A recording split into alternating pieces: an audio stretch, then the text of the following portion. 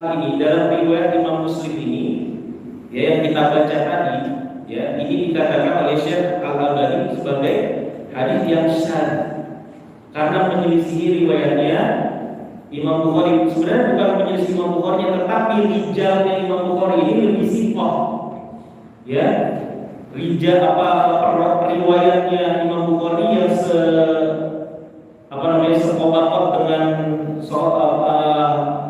sikoh yang Imam Muslim ini, dia lebih sikoh lagi. Dan sikoh itu bertingkat-tingkat. Ya, ada kalau kita belajar ilmu jarh wa ta'dil, ada sikoh, ada lagi orang sikoh hafid, udah sikoh hafid, sikoh imam. Ya, kalau kita belajar jadi jarh wa ta'dil ini kita mempelajari, ya, hukumnya para imamul hadis, imam dalam permasalahan hadis ini terhadap para periwayat hadis, ya, dalam masa periwayatan hadis itu semua sudah ada, ya. Maka luar biasa ini ilmu hadis kalau digali memang luar biasa. Ini benar-benar menjaga agama kita, menjaga diri kita, ya. Jadi nggak bisa macam-macam. Yang tadi kalau ada rawi, ada periwayat dinilai oleh para imamul hadis sebagai kadzab misalnya, pendusta, itu nggak akan bisa diterima hadis sampai hari kiamat, nggak bakal bisa diterima. Atau bahkan dilabeli dengan dajjal, ada dilabeli dengan dajjal karena sangat suka memalsukan hadis segala macamnya, ada seperti itu. Yang jelas, kitab-kitabnya yang jelas ada banyak. Maka begitu syadz, ya, hadis ini dihukumi syadz, la yarqun, ya, yang meriwayatkan Imam Muslim pada. Jadi gimana Pak? Apakah di dalam Sahih Muslim ini ada hadis dhaifnya berarti? Ya, bukankah namanya Sahih Muslim, kitab Sahih yang merangkum di dalamnya hadis-hadis Sahih. Terus ini gimana hadisnya berarti? Ya, dan dari dulu sudah banyak menjadi perbincangan tentang hadis-hadis yang tidak sahih, ya, atau tidak sampai derajat sahih di dalam Sahihain Al-Bukhari dan Muslim, ya. Lalu bagaimana dengan hal ini?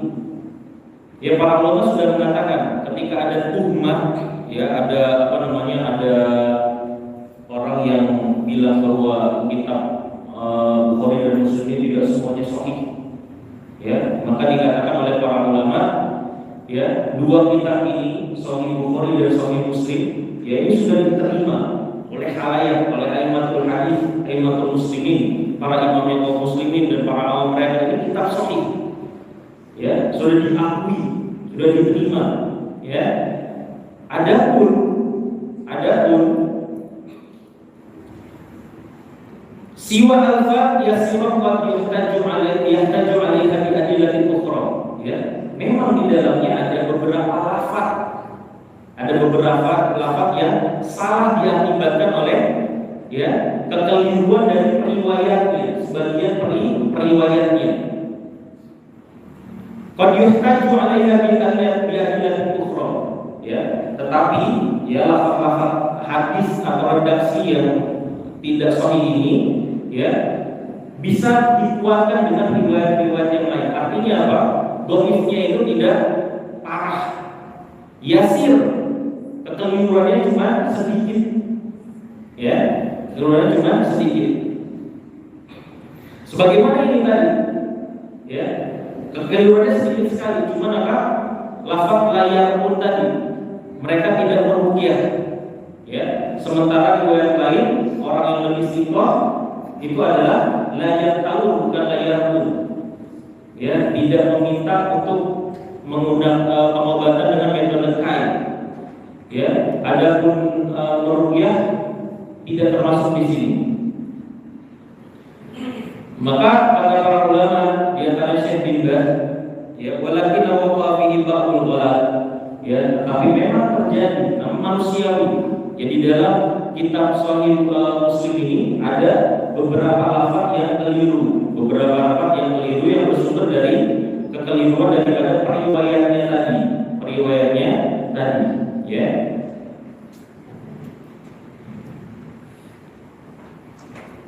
Contohnya kata Syekh bin Baz, di antaranya kekeliruan yang ada di dalam Sahih Muslim, ya. Wa fi ba'dul ghalat wa laisa kullu ghalat, dan bukan semuanya itu keliru, ya, sebagian besar sahih semuanya. Ada hadis dari Abu Hurairah di dalam Sahih Muslim, ya, di dalam Sahih Muslim ada hadis dari Abu Hurairah dari Nabi Shallallahu Alaihi Wasallam bahwasanya Rasulullah pernah bersabda, Allah memulai menciptakan bumi itu pada hari Sabtu, ya, pada hari Sabtu. Faja'al al-khalqa fi sab'ati ayyam. Sebagaimana kita ketahui bahwa selesai penciptaan itu pada hari apa? Jumat. Ya, kalau mulainya dari hari Sabtu, berarti kalau selesainya hari Jumat berapa hari? 7 hari. Padahal dalam Al-Quran penciptaan langit dan bumi itu berapa? 6 hari. Ya kan? Ini kan salah. Maka di sini kata para ulama, ya, waqad hafidhul ulama ala annahu wahima min ba'dil ruwah. Ya, ala annahu wahmun min ba'dil ruwah. Jadi sebagian periwayatnya itu dia keliru. Ya, keliru. Ini bukan dari perkataan Rasulullah. Ya, tetapi dari siapa? Ini perkataannya Ka'ab al-Ahbar, seorang tabi'in. Ka'ab al-Ahbar. Ini bermuaranya dia tidak sampai ke Rasulullah SAW. Hanya sebagian periwayat mereka bilang itu dari Abu Hurairah, dari Rasulullah SAW. Padahal yang benar apa? Ini perkataannya Ka'ab al-Ahbar. Ka'ab al-Ahbar ini seorang tabi'in. Ya, dia dulunya seorang Yahudi, kemudian masuk Islam. Ya, dan kita ketahui bahwa Bani Israel, orang-orang Yahudi, orang-orang Nasrani dapat kitab juga, ya. Dan di kitab-kitab mereka pun juga diceritakan, dikisahkan, diwayatkan oleh Allah Subhanahu wa taala tentang penciptaan langit dan bumi. Ya, maka dia berkata dengan apa yang pernah dia ketahui kalah dari ini. Ya, namun para periwayat menyangka bahwa itu dari Abu Hurairah, dari Rasulullah SAW. Padahal ini cuma perkataannya Ka'ab al-Ahbar. Ini salah satu kekeliruan yang ada di dalam Sahih Muslim. Ya, seperti itu. Juga demikian dengan apa yang kita temukan di sini. Ya, kekeliruan itu terjadi di sini dalam layar pun itu. Lafaz sedikit doang, layar pun. Ya. Waswa wal hasil, ya, maka pada intinya adalah anna hadaini kitabaini sahihan fil jumlah mutalaqiyan bil qabul, bahwa yang namanya Sahih Bukhari, Sahih Muslim secara keseluruhan itu disebut dengan kitab sahih, dan ini sudah diakui dan diterima oleh umat Islam dari zaman ke zaman, ya. Walaysa fihi mahaditsun batil mujma' alaih, tidak ada satupun di dalam kitab Sahih Bukhari dan Muslim ada satu hadis yang batil, sama sekali tidak ada. Ya, yang ada hanya kekeliruan sedikit seperti yang tadi disebutkan. Ya, yang kita sebutkan tadi. Lalu di sini, ikhwas sekalian, apa hukum minta ruqyah? Antum ada yang pernah minta ruqyah sama orang?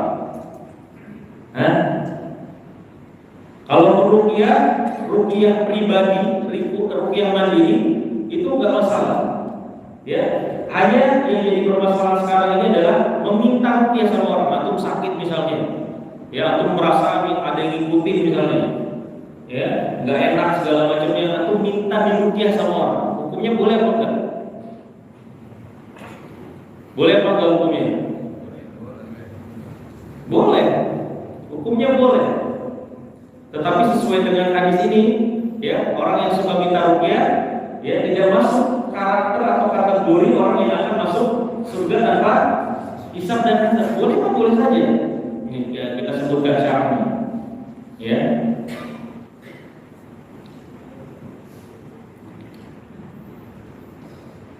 Ruqyah mandiri itu boleh. Ya, bahkan para ulama menyebutkan bahwa minta ruqyah itu juga boleh.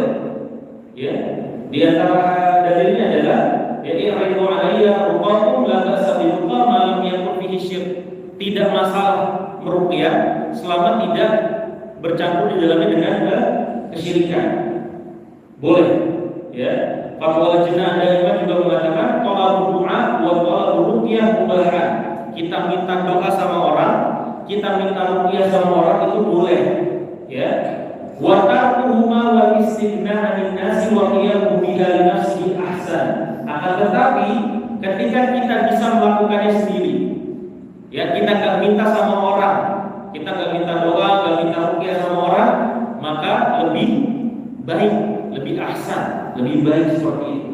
Ruqyah sendiri, ya.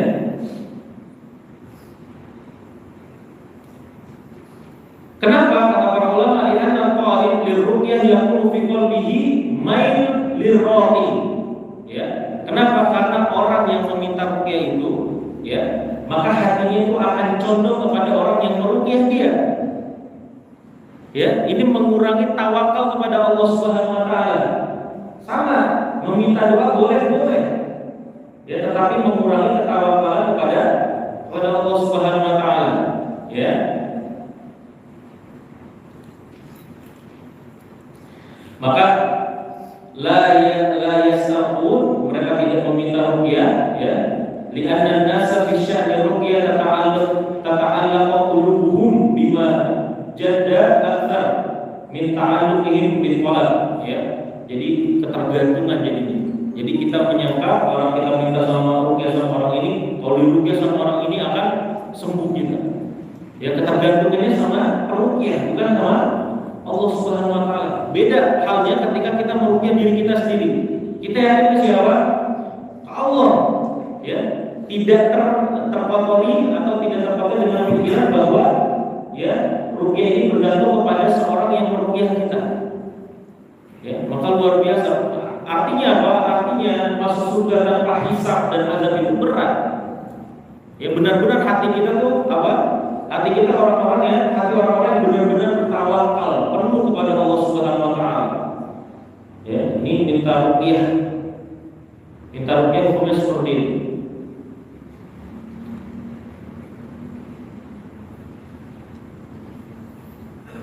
Syekhul Islam Ibnu Taimiyah juga mengatakan, ya, madhaha ulai bi annahum la yasarun ay la yatlubuna min ahadin ayyurqiyahum wa ruqyah min jinsi du'a fala yatlubuna min ahadin dari fala yatlubuna min ahadin dari.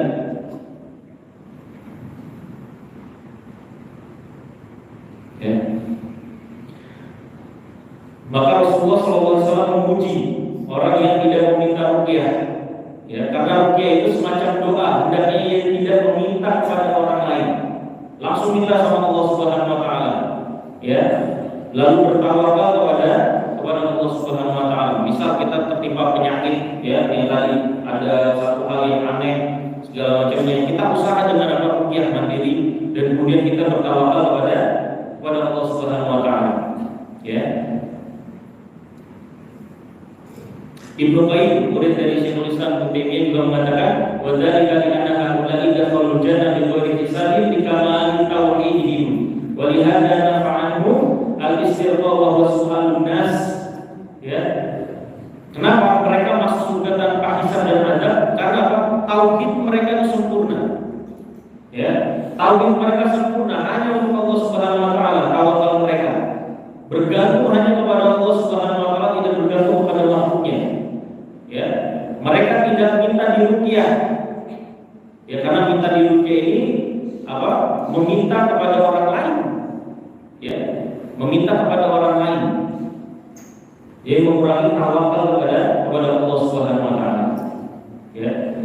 Maka sebenarnya dari kedua pendapat ini, ya, ada yang membolehkan, ada yang memakruhkan atau kalau bisa tidak usah. Maka yang lebih lebih afdol atau lebih berhati-hati dari dalam diri kita ambil pendapatnya yang kedua, sebaiknya dijauhi, ya, kita meminta ruqyah kepada orang, ya. Jangan sampai kita minta ruqyah, sedikit sakit minta ruqyah orang, sedikit sakit minta ruqyah sama orang. Jangan seperti itu. Kita usahakan. Ini Pak, kalau ada hadis seperti ini, ya, ini jangan sampai kita cuma dengar saja. Usahakan untuk diamalkan. Bisa kita seperti ini saja. Kita memenuhi syaratnya Rasulullah SAW. Orang yang tidak meminta ruqyah, ya, dan hanya kepada Allah bertawakal dalam setiap urusan, ya, berusaha sebisa mungkin tidak bergantung sama orang lain. Ini bisa kita usahakan. Ya, kalau kita jujur melakukan ini, insya Allah kita bisa masuk dalam golongan itu, orang yang masuk surga tanpa hisab dan azab. Ya, jadi jangan sampai kita mendengar hadis tapi hanya dengar saja. Ya, harus kita berusaha untuk mempraktekannya. Kita praktek. Nah, di antara ada pada ruqyah yang harus kita pahami, ya, harus kita pahami. Biasakan. Di sini ada yang biasa meruqyah mandiri tidak, Pak? Kalau ada pusing sedikit atau sakit sedikit, sakit ringan gitu, ada yang biasa meruqyah, diruqyah dengan ayat-ayat Allah. Ada yang terbiasa seperti itu. Biasakan, ya. Jangan apa-apa langsung beli Panadol. Sakit dikit Panadol, tolak angin gitu ya. Ruqyah dulu. Ya. Di antara ada ruqyah adalah yang pertama, ruqyah dilakukan dengan kalamullah, Al-Qur'an. Ya, ruqyah dengan Al-Qur'an atau sifat-sifat Allah, asma dan sifat Allah Subhanahu wa taala, atau doa-doa yang maksur dari Rasulullah SAW, ya, doa-doa maksur dari Rasulullah SAW. Kemudian harus dilakukan dengan bahasa Arab ruqyah. Ya, harus dilakukan dengan bahasa Arab. Ya tadi itu, kalau Al-Quran, asma sifat Allah Subhanahu wa taala atau hadis-hadis yang maksur dari Rasulullah SAW, doa-doa yang maksur dari Rasulullah SAW harus dilakukan dengan bahasa Arab. Ya, hendaknya diucapkan dengan makna yang jelas dan dapat dipahami. Ya, sebisa mungkin ketika kita berdoa, ketika kita meruqyah diri kita tahu apa yang kita baca. Ya, jangan nggak jelas ngomongnya apa, dikira ngejampe-jampean dulu. Ya, jelas pakai bahasa Arab. Baca misalnya surat apa, surat Qul a'udzu birabbil falaq, a'udzu birabbin nas, jelas. Ya. Tidak boleh ada sesuatu yang haram dalam kandungan ruqyah itu, ya, seperti minta kepada selain Allah, ya, berdoa kepada selain Allah, menggunakan nama jin, raja, ya, kemudian makhluknya yang lain, ya, orang-orang soleh bahkan nggak boleh. Ya, harus kepada Allah Subhanahu wa taala, tidak ada kandungan nama-nama, ya, di mana kita menggantungkan doa kita tersebut kepada nama-nama selain daripada Allah Subhanahu wa taala tersebut, ya. Dan kemudian yang penting, ya, tidak bergantung kepada ruqyah itu sendiri. Ini Pak, ya, yang perlu dipahami, hati kita tidak boleh kita bergantung kepada ruqyah, aktivitas ruqyah itu. Ya, tetapi kita menggantungkan hati kita kepada Allah. Ketika kita ruqyah, kita yakin bahwa yang menyembuhkan adalah Allah Subhanahu wa taala. Adapun ruqyah yang kita lakukan itu adalah usaha kita ikhtiar. Ya. Sama ketika kita berobat. Ya, sama ketika kita ke dokter. Dokter itu sebab doa. Ya, sebab, atau kita menempuh sebab, kita melakukan usaha untuk sembuh, kita pergi ke dokter, kita meruqyah. Ya, kita nggak boleh yakin sama dokter tersebut adalah orang yang akan menyembuhkan saya, nggak ada seperti itu, nggak boleh. Sama ketika kita minta ruqyah, langsung meminta ruqyah kepada orang, sama. Kita nggak boleh bergantung hati kita kepada peruqyah tersebut. Bahkan ketika kita meruqyah diri kita sendiri, kita nggak boleh bergantung sama ruqyah kita itu. Ruqyah, ya, bukan ruqyah. Ada orang ada yang terbalik-balik. Ruqyah pakai qaf sama ruqyah pakai alif. Kalau ruqyah itu biasanya digunakan ketika melihat hilal, ruqyah. Bukan ruqyah. Antum ngeruqyah hilal gimana caranya? Ya, ruqyah ruqyah pakai kof itu kegiatan kita apa namanya? Pengobatan ya di dalam Islam, ruqyah pakai kof, ruqyah. Nah, terus kita harus meyakini di antara adabnya adalah kita harus meyakini bahwa ruqyah tidak berpengaruh dengan kekuatannya sendiri. Akhirnya aktivitas itu, artinya aktivitas tersebut, ruqyah tersebut tidak ada kekuatannya sama sekali sebenarnya. Ya, ruqyah itu tidak punya kekuatan, tidak punya andil dalam penyembuhan kita.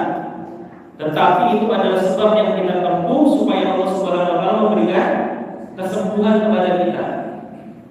Ya, ini mindsetnya harus seperti ini ketika kita meruqyah itu, atau ketika kita minta diruqyah.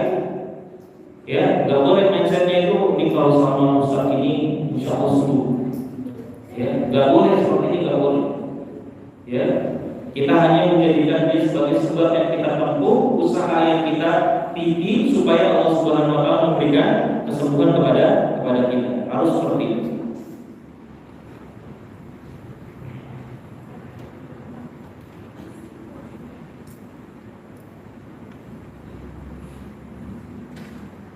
Dan kemudian pembahasan tentang kain itu tadi apa namanya, pengobatan yang menggunakan besi panas, ya. Jadi kalau kita menelusuri hadis-hadisnya, ya, ini secara ringkas saja, menelusuri hadis-hadis Rasulullah SAW, itu ada Rasulullah SAW melarang penggunaan kain tersebut yang menggunakan besi panas dalam pengobatan. Ya, ada nggak zaman sekarang pengobatan dengan besi panas? Ada nggak? Ada, ya, ada. Cuma sekarang bentuknya bukan besi dibakar terus ditaruh ke kulit, bukan, lebih maju. Tapi pada intinya konsepnya sama, ya, dengan menggunakan panas, laser gitu kan, itu termasuk tuh. Ya, ada pertama hadis yang melarang, hadis-hadis Rasulullah SAW itu melarang, bikin cepat. Ya, hadis-hadis berikutnya adalah makruh. Ya, Rasulullah menyampaikan, tapi makruh. Kalau bisa nggak usah dilakukan. Ya, ada yang membolehkan hadis Rasulullah SAW. Ya, hadis yang membolehkan. Maka Ibnu Qayyim al-Jauziyah mengatakan, ya, hadis-hadis tentang kain, tentang pengobatan dengan menggunakan besi panas itu ada 4 jenis kata Ibnu Qayyim al-Jauziyah. Yang pertama, Rasulullah SAW menggunakan kain. Ya, menggunakan artinya memperbolehkan. Yang kedua, beliau tidak menyukainya, tidak menyukai pengobatan dengan kain. Ya, di antara hadis jenis yang kedua, Rasulullah tidak menyukai. Yang ketiga, Rasulullah memuji orang-orang yang meninggalkan kain. Ya, meninggalkan kain. Maka sebagian ulama mengatakan kenapa seperti itu? Karena salah satu pengobatan yang paling manjur, yang paling bermutu saat itu adalah kain itu. Jadi orang-orang itu pada bergantung nih, di kain aja. Gantung sekarang minum Panadol aja. Ya kan? Apa-apa minum Panadol. Ya. Yang keempat, larangan menggunakan kain. Nah, jenisnya ada 4 seperti ini. Ya. Dan para ulama juga berbeda pendapat kenapa kain dilarang saat itu. Ya, di antaranya Imam Nawawi mengatakan bahwa kenapa Rasulullah melarang karena sakit. Ya, menimbulkan rasa sakit yang sangat. Ya, makanya Rasulullah SAW itu kan begitu peduli sama umatnya, sayang sekali sama para sahabat. Makanya Rasulullah SAW, dan tidak ada orang yang nikah itu senyum-senyum, pasti teriak, panas, apalagi zaman tersebut. Gak ada yang namanya buat bius segala macam. Dia belum ada. Nah, pada intinya menggunakan kain ini adalah hukumnya satu, meninggalkan kain masih ada jika masih meninggalkan jika ada solusi lain. Ya, ada solusi lain daripada menggunakan pengobatan dengan besi panas atau sejenisnya atau turunan dari dia. Maka kalau ada solusi lain maka dipilih solusi lain. Ya, yang kedua hukumnya makruh. Ya. Dan ketiga adalah meninggalkan lebih baik karena khawatir ada bahaya lainnya akan muncul dibalik daripada kain tersebut. Begitu ya Ibu sekalian yang bisa kita sampaikan pada hari ini ya. Insyaallah kita akan lanjutkan pada pertemuan berikut. Alhamdulillahirabbil alamin. Subhanakallahumma wa bihamdika asyhadu an la ilaha illa anta astaghfiruka wa atubu ilaik. Assalamualaikum warahmatullahi wabarakatuh.